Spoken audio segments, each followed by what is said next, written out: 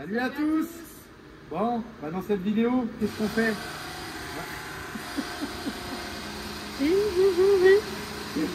On reprend. Ça y est, on reprend. C'est les aléas des youtubeurs, ça.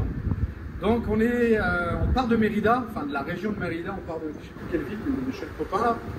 On va filmer la cascade qu'on n'avait pas bien filmé la veille parce que y avait beaucoup de nuages.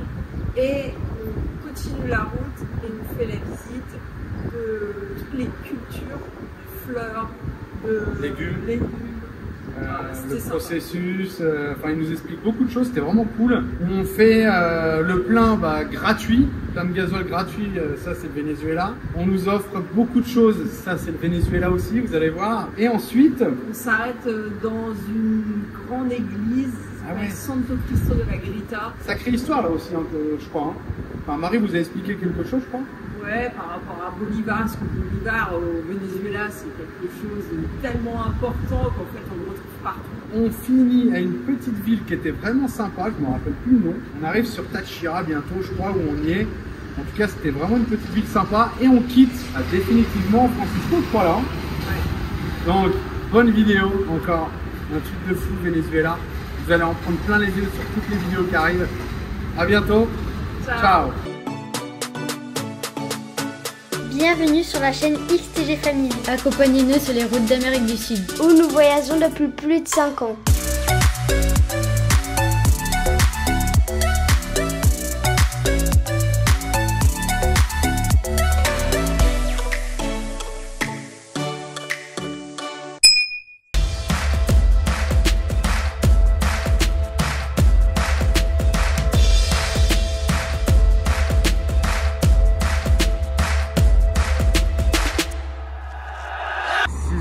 Du matin, on est mort, ça fait trop longtemps que ça dure. On va chercher du gasoil et ensuite on repart à la cascade, je crois. Et après on va avoir des champs de roses et je sais plus quoi. Enfin voilà, on a passé une bonne soirée chez le Pablito avec Francisco, impeccable, et là on repart. Il doit être à peu près 7 h du matin, on quitte chez les amis et on va rejoindre la station service.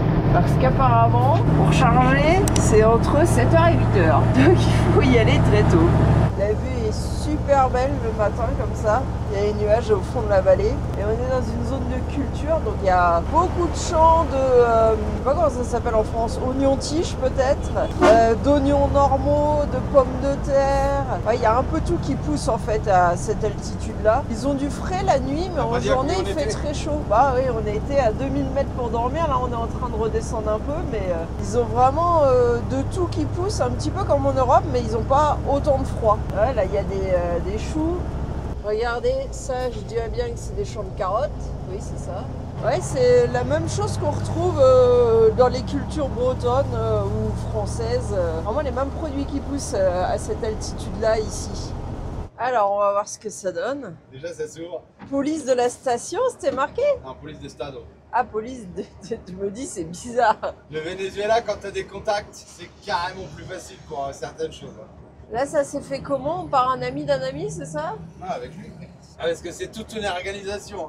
Parce que j'imagine que nous, on n'est pas censé charger là en tant qu'étranger. Donc ça se trouve, on va peut-être l'avoir pas cher. On sait pas, c'est bizarre parce que les entreprises, ceux qui ont l'argent pour leur travail, payent plus cher. Ils le payent 70 et le prix normal c'est 50. Mais pas lui. Et certains c'est gratuit. Ça n'a pas de sens, je sais pas, c'est bizarre.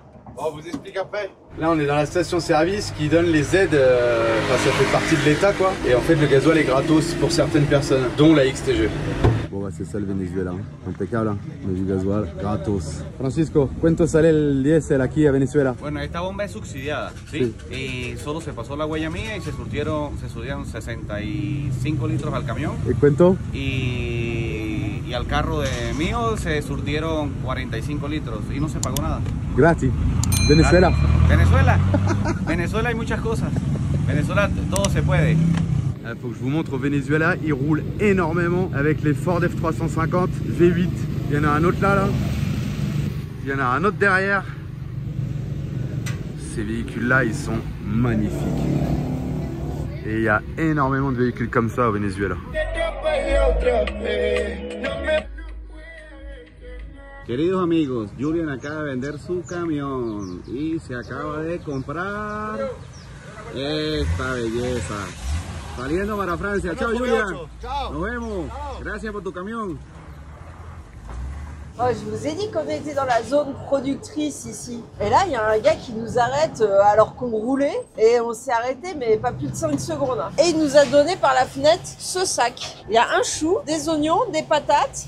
Je sais pas ce qu'il y a d'autre parce que j'ai pas ouvert le sac. Mais il est plein, de production locale. C'est fou ça. Venezuela. Moi, j'ai plus envie de partir d'ici.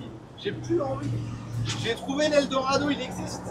Il existe pour de vrai. Le meilleur pays du monde. Le meilleur pays du monde, c'était dit à la frontière. Hein. Et les gens, vous allez me dire, oui, mais les gens si, les gens... Non, les gens te disent, tu es dans le meilleur pays du monde. Et on a côtoyé toutes les classes sociales. C'est un truc de malade.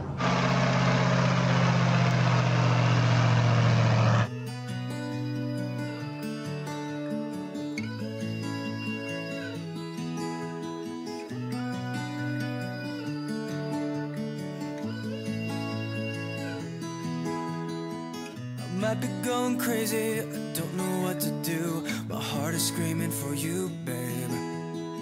And what I'm trying to say is that you make the sky look blue, even when it is gray, babe.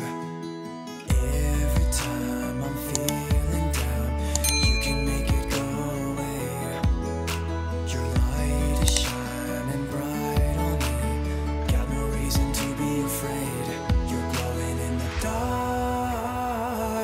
You're glowing in the dark, glowing in the dark. I feel it in my heart.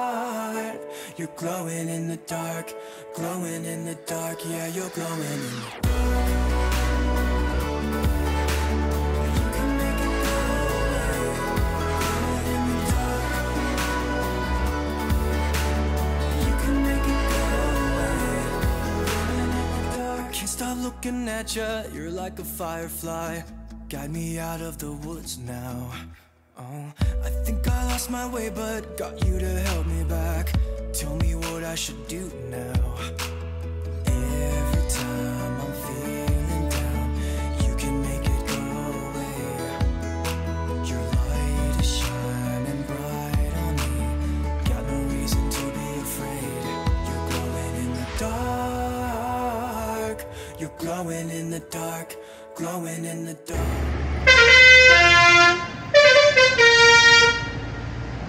On suit Francisco, on va essayer d'aller voir une production de roses. En plus de faire des choux, des patates, des oignons et tout, ils produisent des roses dans la région. Et c'est vrai que j'ai vu quelques champs en passant, des roses blanches, des roses roses et des roses rouges. On va essayer d'aller voir ça.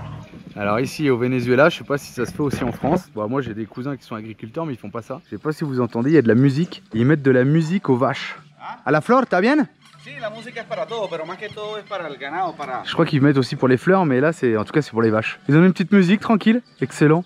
On est ici à Villa Hierbera et ils produisent des fleurs. On va aller faire la visite. Ah, ici on est dans une exploitation de fleurs. Donc là c'est les roses. J'avais jamais vu ça. C'est qu'en fait chaque fleur a un petit capuchon sur sa tête. Regardez, là il les a coupés. Le capuchon c'est juste un petit filet comme ça. Ils le mettent sur les roses pour qu'en fait elles s'ouvrent pas avant l'heure et qu'elles continuent à grandir et que ça les conserve bien fermées. Là du coup elles sont super dures. Comme ça quand vous achetez vos roses, vous avez des belles roses bien grosses et qui se tiennent. Après quand ils enlèvent le capuchon, ils enlèvent les premiers pétales s'ils sont sales. Voilà comment on lui enfile son capuchon. C'est beaucoup plus de boulot que ce que je pensais. J'aurais pas imaginé qu'on mettait un capuchon rose. J'imagine que quand elles ont cette taille-là, ils commencent à leur mettre des petits capuchons. Il y a 7000 plantes. 27 000. Ah, 27 000. Ah, c'est énorme. Bueno, hoy son con el guía Francisco del transporte de Villa de Mérida. Bueno, aquí estamos en un invernadero que tiene 27.000 plantas de rosas. Acá están ya con sus respectivos capuchones que impiden de que la flor le pase esto, que es abrirse antes de tiempo.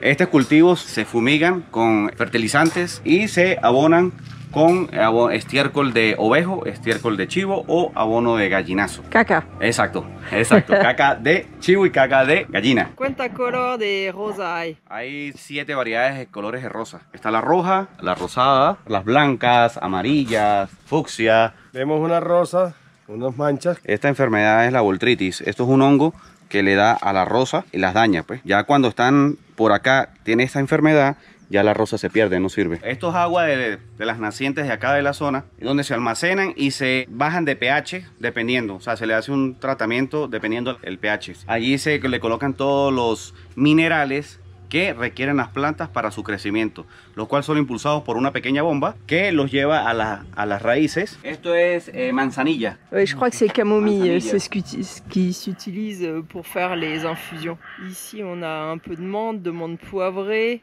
On avait du fenouil là-bas. Oui, il y a un peu de tout qui pousse ici. Là, du pois. Ah oui. Et là-bas, là, un piment. Et ça, je sais pas. Ça fait un peu comme des tomates, mais ils utilisent ça dans des jus. Bah ça, on connaît, hein. Se llama ave de paraíso. Se usa para follaje, para las floristerías y armar ramos florales. C'est des œillets, ma fleur préférée. Bon, je préfère les œillets qui sont un peu bicolores. Mais je trouve que c'est très joli comme fleur. ¿Por qué hay malla al medio de la flor? Esta malla se utiliza para que en el momento que estén haciendo el tallo, ¿sí?, se vaya derecho y no agarre hacia otro lado y afecte el tallo. Eso es muy importante al momento del empaquetado de la rosa, que vaya uniforme y en una misma dirección. Estos espacios controlados como invernaderos tienen una temperatura controlada de 27, 26, 28 grados, el promedio. Ça, c'est des lulo. Lulo. Ils font beaucoup des jus avec ça, ou j'ai vu des bonbons aussi à ce goût-là ici. Y aquí los señores están en el proceso de la poda ya para la comercialización. Disculpen, permítame una... Elle coupe vachement bas la fleur pour avoir des tiges assez longues. Et vous voyez, il y a différents niveaux de mailles pour que ça grandisse bien droit et qu'ils puissent avoir des fleurs bien droites pour les vendre. Sinon, elles peuvent partir un peu dans tous les sens. Regardez-moi ces fleurs. Non, mais c'est trop beau. Bicolore. Mira, este es un pino, ¿verdad?, que se usa aquí mucho para la comercialización. Esto va junto con las flores para los follajes y poder colocarle, hacer los ramos, hacerlos más bonitos. Se llama pino chino. Il y a un bel environnement quand même pour la culture. Oh, voilà, une fois qu'elles sont coupées, ils les regroupent et après ils l'emmènent là-haut à la salle d'empaquetage. Apparemment, un paquet à vendre de 24 œillets, ce serait parmi les fleurs les plus chères, coûterait environ 3-4 $. On va voir s'ils nous le confirment plus haut. Bueno, aquí vamos a ingresar ahora a la sala de empaquetado de las flores. Ça sent la fleur. Il y a des chambres froides à 4 degrés pour conserver la fleur avant son voyage. Se mantienen hidratadas con agua, ¿sí? Y después de acá, dependiendo la venta que haya, se van sacando y se van distribuyendo. Aquí se selecciona la rosa dependiendo del tamaño. Se limpia el follaje que tenga, se le quita la espina, se le quita el capuchón y luego pasa el empaquetado ya como tal. ¿Lista? Se corta dependiendo del tamaño y la calidad del follaje que tenga, se corta. Se le coloca su liga, se colocan en unos tobos con hidratación y salen al mercado a comercializar. Elles sont super bien maintenues en fait. Chaque tête est bloquée. Regardez comment il fait le monsieur.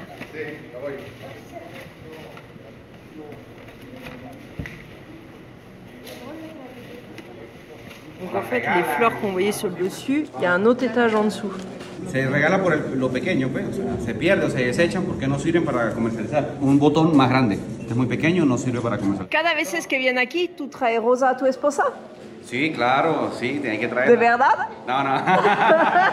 Aquí es una tradición que hacemos y todos los choferes acá de la zona, que se le colocaba un pequeño paquete de flores a la Virgen del Carmen, patrona de los conductores y choferes, para que nos protegiera y nos cuidara en el camino siempre.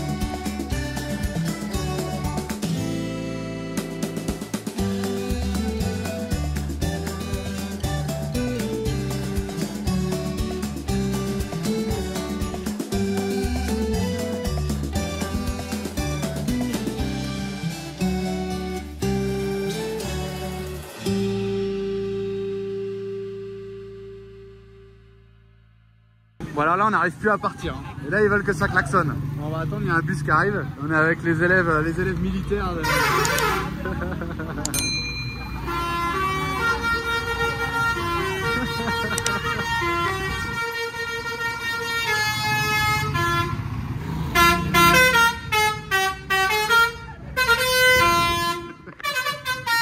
Hay mucho.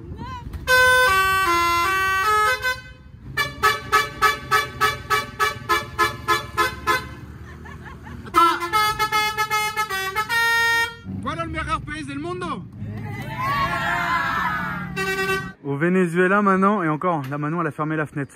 Maintenant on laisse tout ouvert, tablette, iPad, tout. C'est ça le Venezuela, c'est un truc de malade ce pays franchement.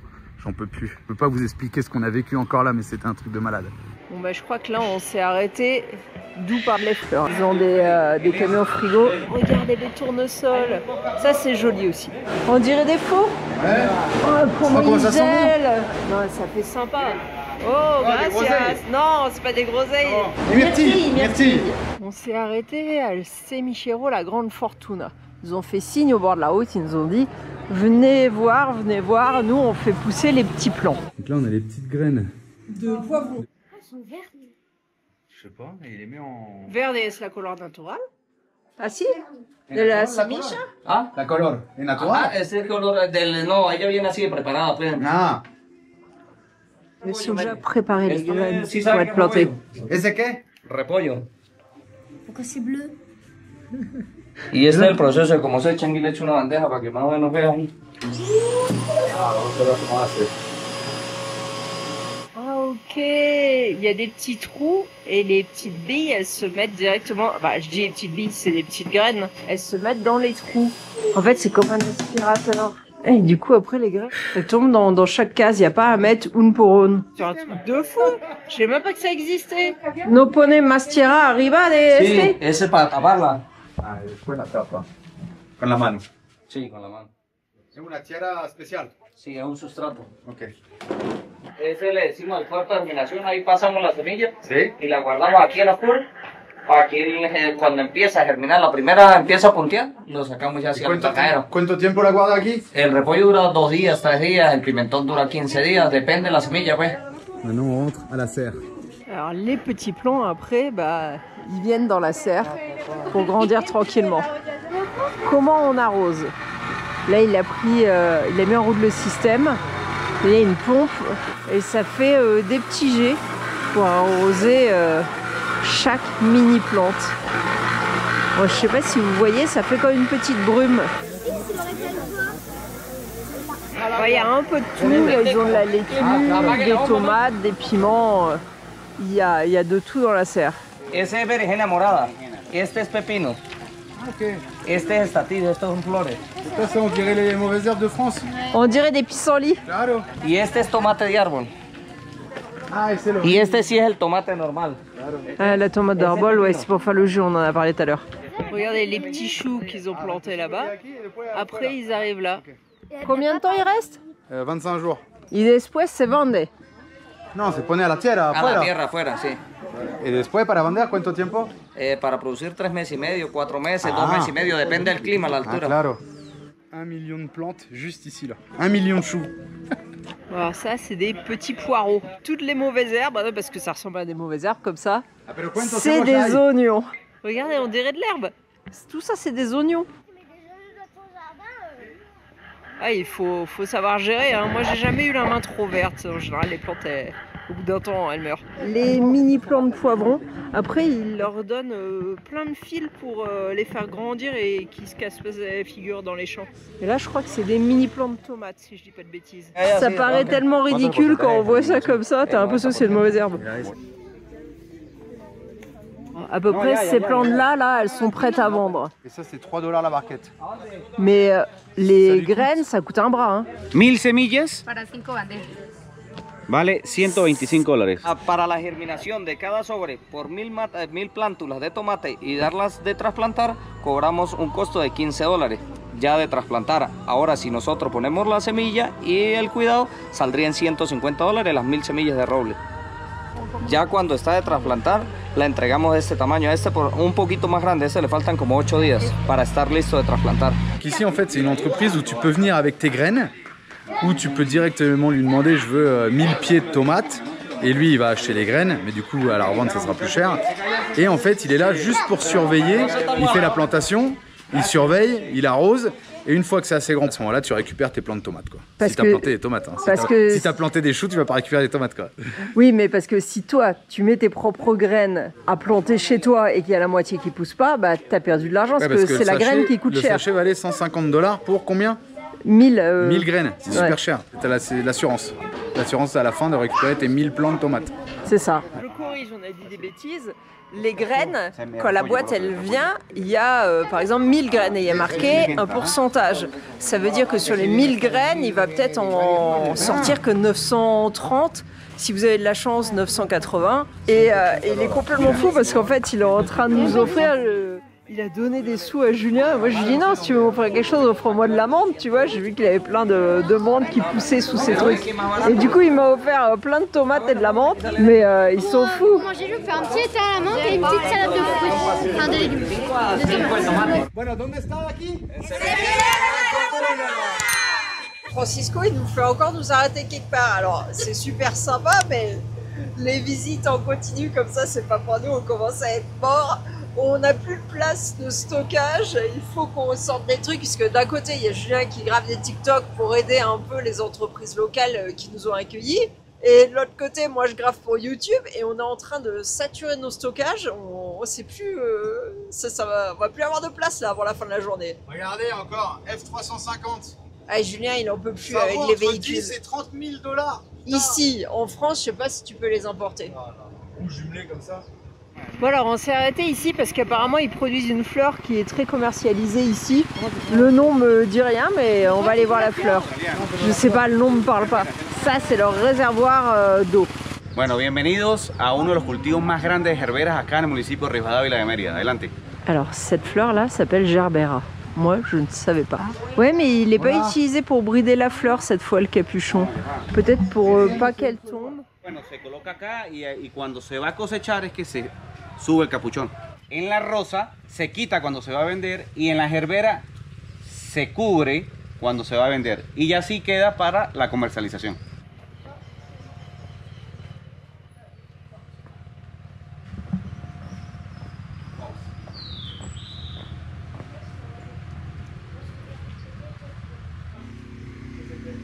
On a dans la serre des petites roses, des mini roses, et sur chaque tige, il y a 6 roses qui sortent. Alors parfois c'est un peu moins, mais globalement en moyenne, il y a 6 roses par tige. Toutes ces fleurs, quasiment toutes, ils les ramènent de Hollande. Alors, on sait qu'en Hollande c'est le pays des fleurs. Oh regardez, ça c'est très beau.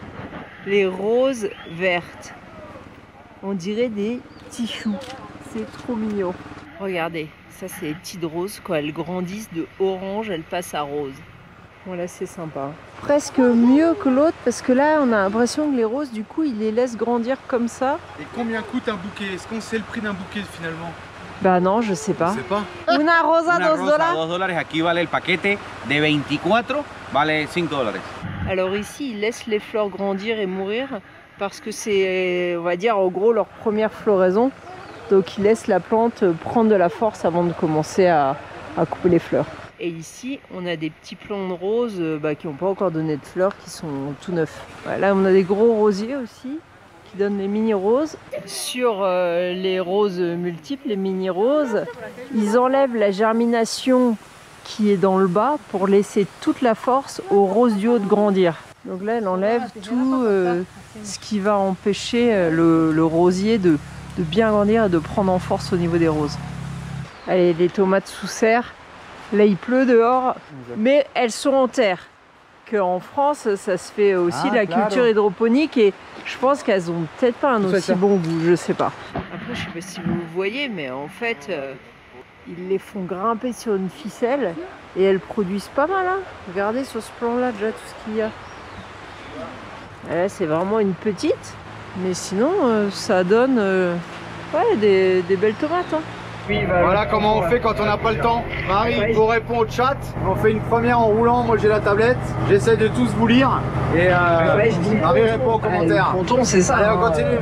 La route, c'est pas top ici. Hein. 3000 mètres d'altitude.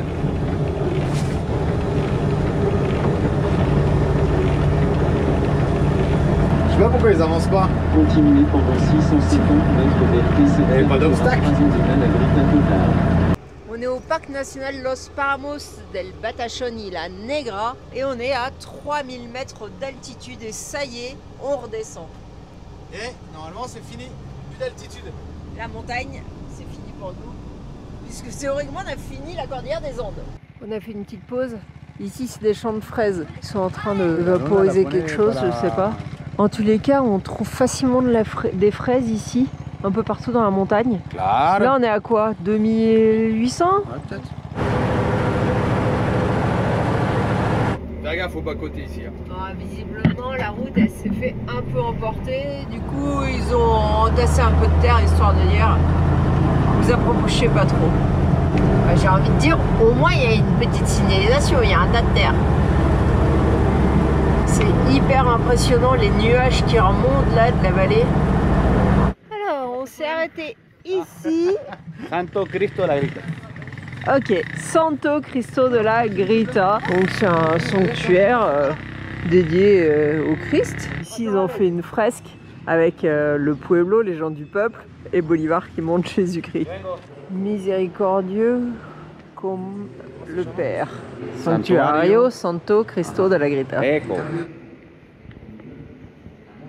Ici c'est un lieu de pèlerinage. I can see you far and wide across the ocean, above the clouds.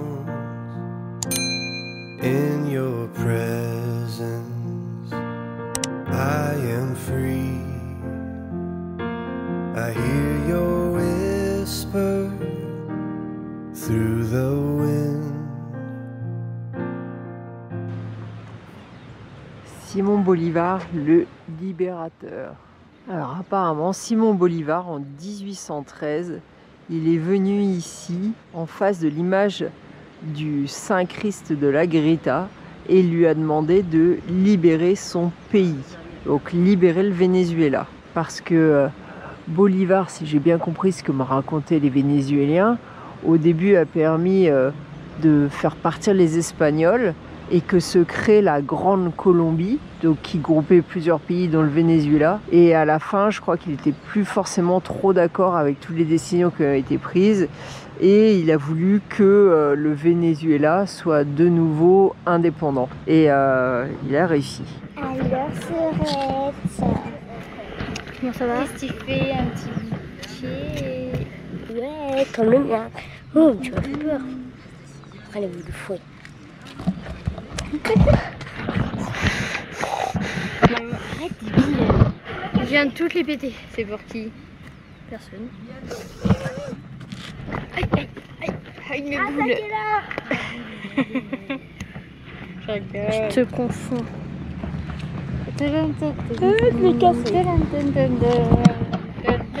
On vient de repartir de La Grita et on va essayer d'aller jusqu'à, je crois que ça s'appelle San Pedro del Rio. C'est une petite ville, apparemment ils nous disent tout est en pierre. Je crois que c'est les rues qui sont pavées.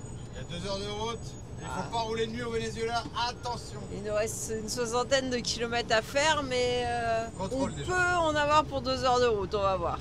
Ah bah là ça avance pas les gars là.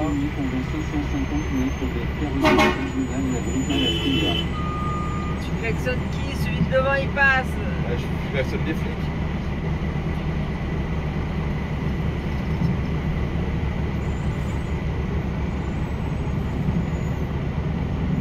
Gracias, amigo.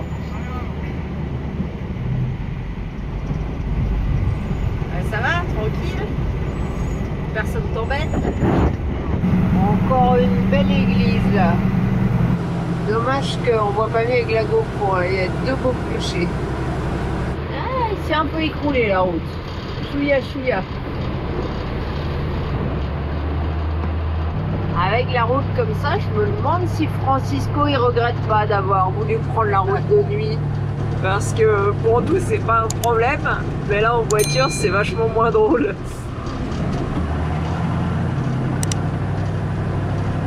Et de là vient le terme feu de signalisation. Bah oui, bah oui. Qu'est-ce qu'on vient de faire au contrôle de police? Oh bah Julien il double au contrôle de police, en normal, en plein carrefour, tout va bien. Oh putain. Contrôle de police ou Ah, il s'est arrêté de leur parler. ou militaire, je sais pas, c'est qui? Garde nationale, s'il vous plaît. Bon bah là il leur dit, le camion il est avec moi. Bon, est-ce qu'on va avoir le salut militaire?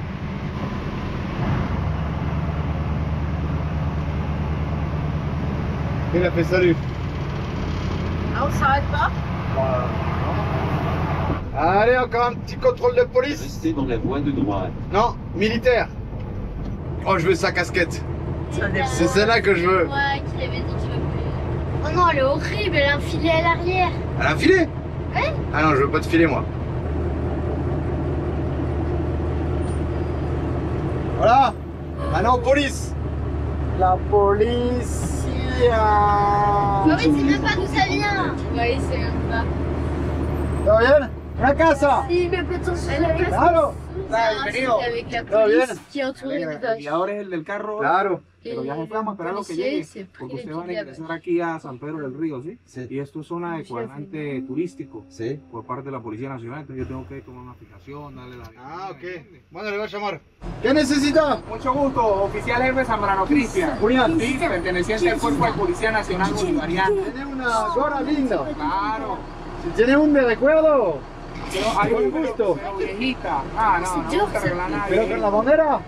Con la bandera. Ah, espectacular. ¿No tiene una así? La viejita. Aquí tengo ahí, está viejita. ¿Pero es linda? Non, mais ils sont... Elle est jolie, Non. ta casquette. Ouais. Non, mais tu fais du tourisme, je vais te donner mon numéro de téléphone. Oui, mais c'est quoi cette histoire d'application? Faut charger l'application. Mais non, il n'y a pas d'application, Marie. T'es au Venezuela, il n'y a même pas internet. Non, c'est pour qu'on se sente bien et qu'on soit en sécurité. Mais fous-moi la paix, je suis fatiguée, je veux me poser pour la nuit là, laisse-moi tranquille. Attends, déjà, je vais aller chercher une casquette. Oh non, mais moi je Donne-moi le téléphone. Là, ils sont casse. Donne-moi le téléphone. Je vous l'ai dit, je vais avoir toutes les casquettes du Venezuela de tous les corps de police. Tourne ta tête sur le côté. Oh. Venezuela. Bon, Alors, par du contre, coup, il casse les couilles parce Police que touristique. je suis fatiguée moi. Faut qu'on échange nos numéros. Non mais il y a peut-être aussi, parce qu'ils savaient qu'on venait avec lui et ils m'ont demandé qui c'était, tu vois, au cas où quelqu'un nous emmenait, tu vois. Ah ouais. Ouais, du coup, les trucs de fou. Allez, faut qu'on descende faire les papiers tous ensemble. Bon, ça y est, on vient de partir du contrôle avec ma casquette. À un moment, il a dit, bon, on va faire une photo. Et il dit, bah, faut qu'on voie XTG Family. Pourquoi, quoi?